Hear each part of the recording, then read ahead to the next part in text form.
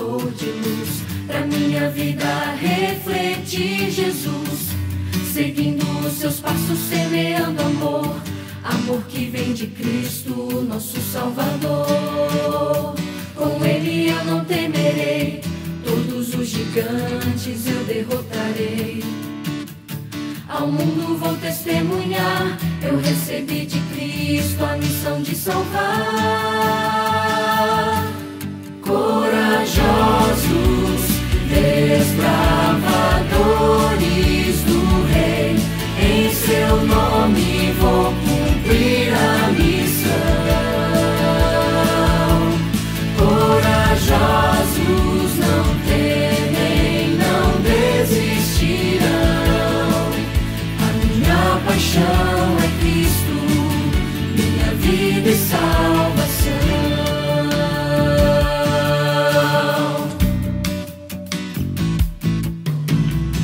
Eu quero ser um portador de luz, pra minha vida refletir Jesus, seguindo os seus passos, semeando amor. Amor que vem de Cristo, nosso Salvador. Com Ele eu não temerei, todos os gigantes eu derrotarei. Ao mundo vou testemunhar, eu recebi de Cristo a missão de salvar.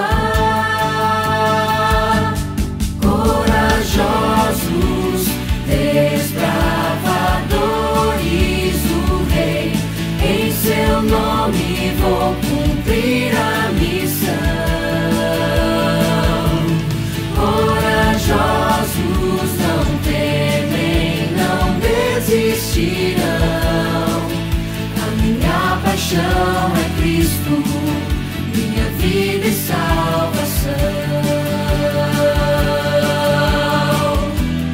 Nada nesse mundo poderá me parar, a minha fé em Cristo está firmada, e não será perigo ou tribulação que vai me impedir de cumprir a missão.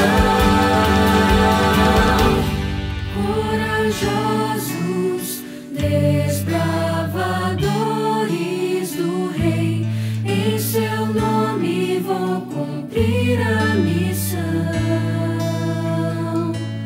Corajosos, não temem, não desistirão. A minha paixão é Cristo, minha vida e salvação.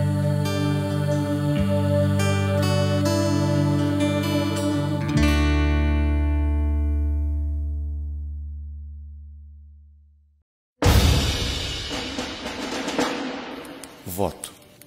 Pela graça de Deus, serei puro, bondoso e leal.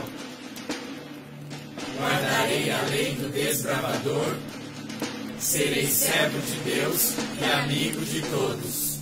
Lei. A lei do desbravador ordena-me observar a devoção matinal, cumprir fielmente a parte que lhe corresponde, cuidar de meu corpo, manter a consciência limpa, ser cortês e obediente, andar com reverência na casa de Deus, ter sempre um cântico no coração, ir aonde Deus mandar. Alvo. A mensagem do advento a todo mundo na minha geração. Lema. O amor de Cristo me motiva. Objetivo. Salvar do pecado e guiar no serviço.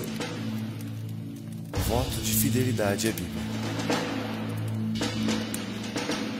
Prometo fidelidade à Bíblia, a sua mensagem de um Salvador crucificado, ressurreto e prestes a vir, doador de vida e liberdade a todos que nele creem.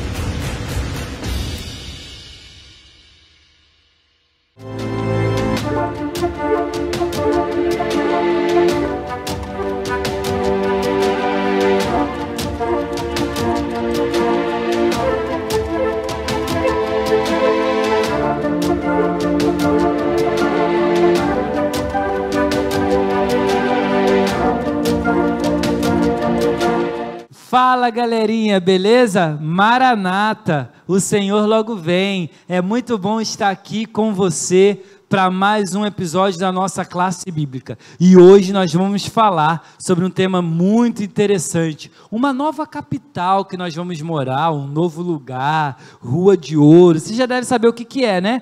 Mas hoje, antes da gente chegar lá, eu quero apresentar a nossa super convidada. Ela que é desbravadora. Com vocês, a nossa querida amiga Lorena. Oi, pessoal, tudo bom? Muito obrigada, pastor, por ter me convidado. De nada, Lorena, vai ser muito legal conversar com você sobre esse tema. Mas antes, Fabiano, o que você tem pra gente hoje? Que surpresa você tem? Que curiosidade bíblica? Agora é com você.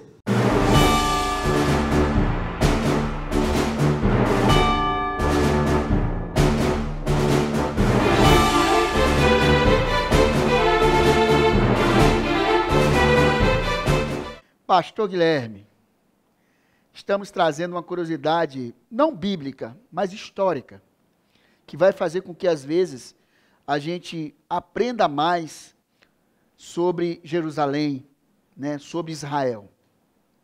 Nós iremos falar sobre os Cavaleiros Templários. E eu gostaria de passar uma imagem para vocês verem quem eram os Templários. Nessa imagem vocês estão vendo aí os oficiais, né, com espada, com proteção, luva, né, com suas capas e com a cruz vermelha. Nós vamos conhecer quem são eles.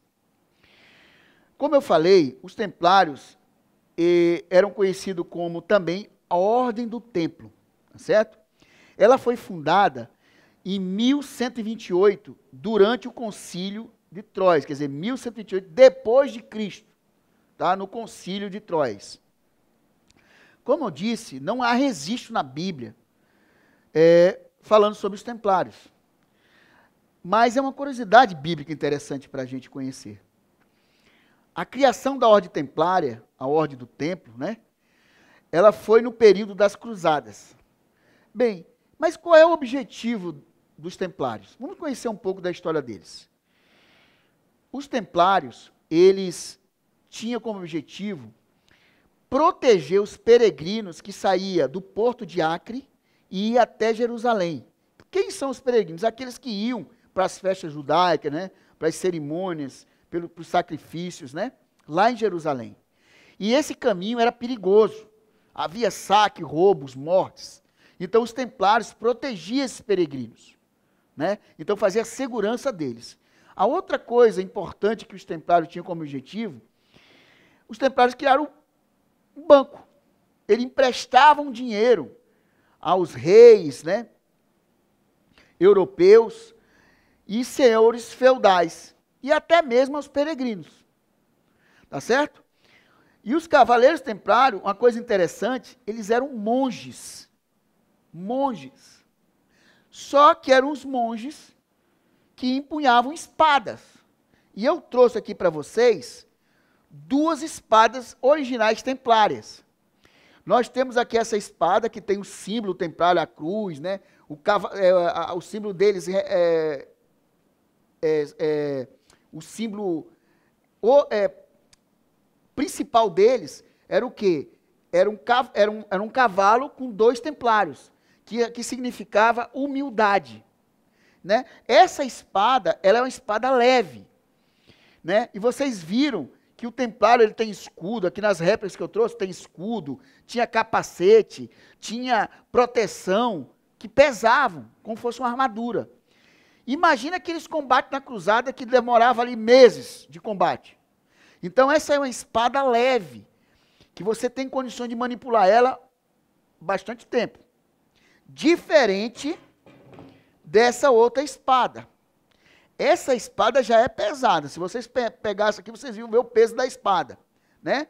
Só que essa espada, ela não era muito adequada para um cavaleiro que não tivesse uma estrutura muscular boa. E aqui vocês estão observando que tem o lema dos templários. E está em latim que diz, non nobis domini. não nobis sende nomine tua da glória. O que quer dizer isso? Não a nós, Senhor, mas para a tua glória. Então, isso aqui é outra espada original de templário aqui, só que é uma espada pesada. Tá? Bem, os fundadores da Ordem Templária foram Hugo de Paynes e Geoffrey de Saint-Omer. Juntamente, esses fundadores com os seus membros, com os cavaleiros, eles assumem votos, que seria um código de honras, o código de honra deles. Para o cara virar templário, ele tinha que ter esse código de honra.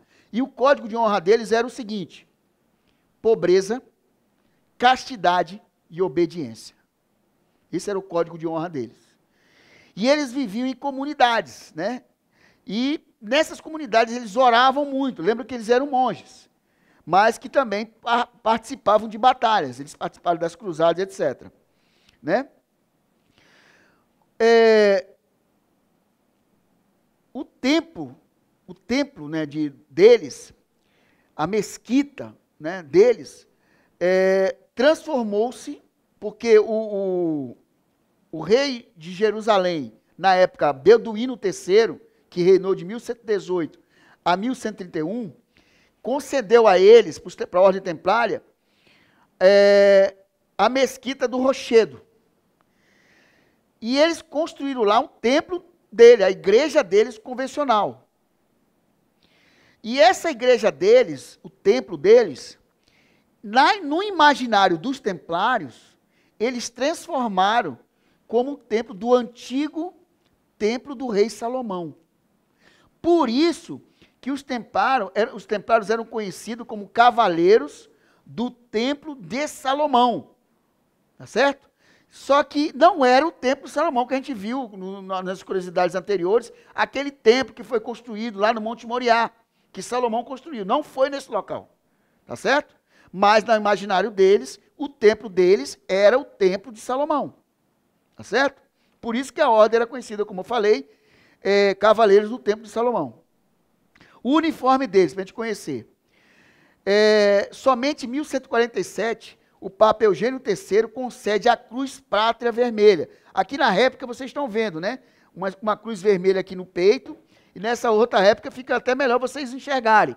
Tem a cruz no escudo, tem a cruz no peito deles, no uniforme deles, então no escudo, no peito, e também tem uma cruz que ficava no manto dele, no lado esquerdo do manto. Então, essa cruz era conhecida como Cruz Pátria Vermelha, que foi concebida pelo Papa Eugênio III para que eles pudessem usar. Porque quando os Cavaleiros Templários foram criados, eles usavam somente o manto branco, os oficiais. Os sargentos usavam o manto marrom. E na manga tinha uma cruz, tá? Costurada no ombro. Bem, pessoal, vocês estão vendo? Interessante essa curiosidade. Agora, como que acabou os templários? Como que foi o fim dessa ordem? Após a perda definitiva de Jerusalém, né, nas cruzadas, em 1291 d.C., os cavaleiros templários, eles perderam a razão de existir. E aí o rei Filipe IV, o rei da França, ele pegou vários empréstimos com os templários. E ele, como não tinha condições de pagar os templários, ele ficou com medo dos templários, porque era uma ordem militar, ele ficou com medo deles tomarem o reinado dele. Ele, mais o Papa Clemente V, para acabar com a ordem deles, porque eles não tinham como pagar, eles criaram uma mentira contra os templários. E o que eles falaram acusando os templários? Eles acusaram os templários de heresia, de imoralidade e diversos outros crimes. Aí eles foram condenados. Aí, no dia 22 de novembro de 1307 d.C., pela bula Pastoralis Preeminentiali do Papa Clemente V, foi recomendado a prisão dos templários, tanto em Jerusalém como em outros estados da Europa. E os templários, a ordem foi extinta. Não é interessante essa curiosidade? Eu sei que essa curiosidade não tem Não tem nenhuma passagem na Bíblia que fala dos templários. Mas o que a gente pode aprender? Os templários eles tiveram também um papel importante para aquelas pessoas que iam para Jerusalém. Eles protegiam os peregrinos, para que eles pudessem realmente louvar, orar lá em Jerusalém. Não é interessante essa curiosidade? Pastor Guilherme, eu espero que essa curiosidade de hoje traga uma inspiração para todos nós. Uma inspiração de que, independente das dificuldades, nós tenhamos força e fé e a convicção de buscar o nosso Deus Criador, mesmo em caminhos perigosos. Nós não temos os templários nos protegendo, mas temos um Deus Criador que nos protege todos os dias.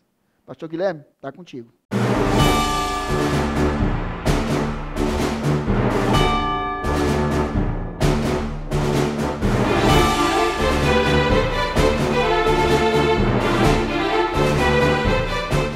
Muito obrigado, Fabiano. Esses estudos foram maravilhosos, aprendendo com você. Sei que mudou muito a nossa vida e aprendemos muitas coisas legais. Mas agora, Lorena, vamos lá. Eu sei que você sabe tudo sobre Nova Terra, Nova Jerusalém, então já vou lançar a primeira pergunta, beleza?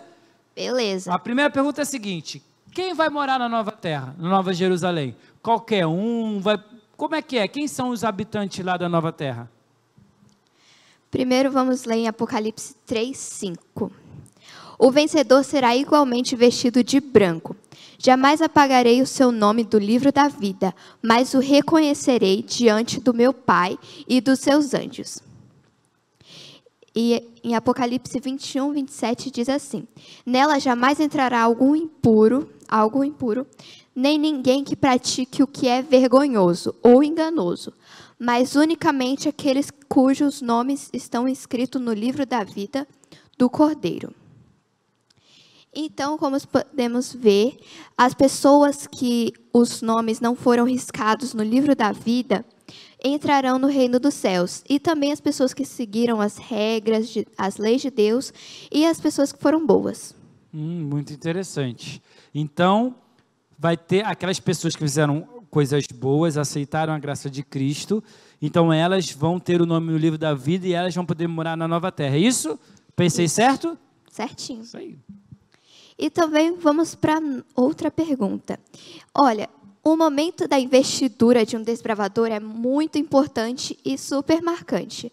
E como é que vai ser a investidura celestial, pastor? Lorena, achei muito legal a sua pergunta, porque você fez uma analogia muito interessante da investidura do desbravador com a investidura que nós vamos ter no céu. Você é muito inteligente, gostei. Mas olha que coisa interessante, talvez tenha alguém que esteja esperando aí a investidura para ganhar uma especialidade, que está esperando há tempo, ou então uma investidura de classe. Tem gente que está prestes, como eu, a receber a investidura de líder, né? E é muito interessante, é um momento muito marcante. E no céu a gente vai ter algo semelhante, como você disse, Lorena.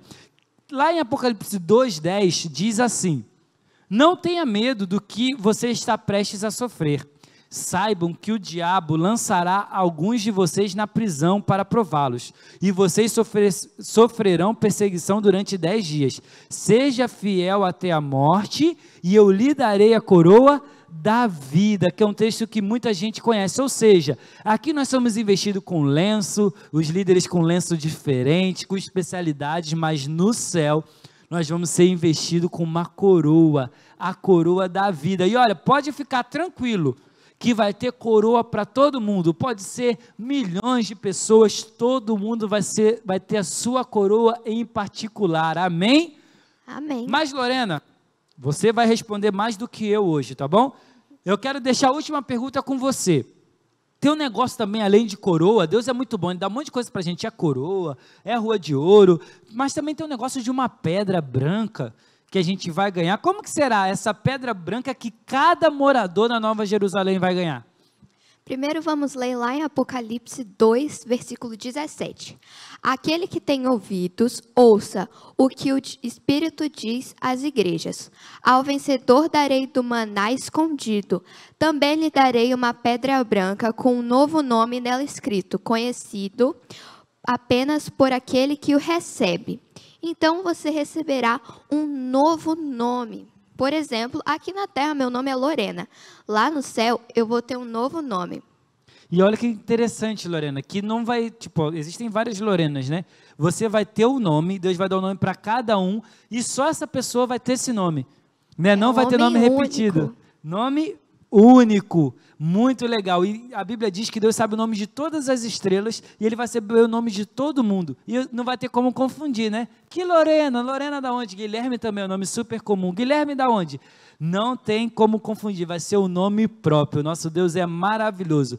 Foi uma jornada sensacional. Aqui nós aprendemos várias coisas. Aqui nós aprendemos as verdades sobre o dia de descanso, a verdade sobre a morte, quem nos criou, quem nos salvou. Também aprendemos sobre uma viagem interespacial que nós vamos fazer, onde nós vamos conhecer todos os planetas, tudo, onde vai ser um milênio, e terminamos agora com a nova Terra. Foi um prazer enorme estar aqui com vocês nessa jornada, mas você não pode se esquecer de uma coisa: tudo que nós precisamos é o Senhor Jesus Cristo, e Ele está disponível para você. Nesse momento eu queria convidar você a fechar seus olhos e a orar. Vamos agradecer a Deus pelas maravilhas que Ele tem feito a nós e o convite que Ele estende todos os dias para que nós o aceitemos com muito amor e carinho. Feche seus olhos. Obrigado, Senhor Jesus Cristo, pelo teu amor.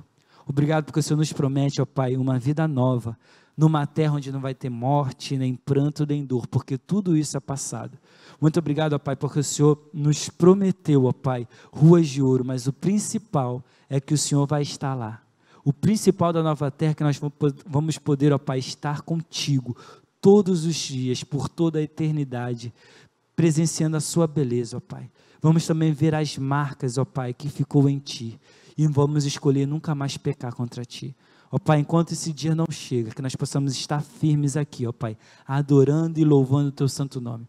Abençoe cada desbravador que participou dessa jornada, que eles possam guardar essas verdades no coração e fincar no coração. Esteja conosco, em nome de Jesus. Amém. Amém. E eu queria chamar a nossa amiga Camila, mais uma vez. Camila, chega mais.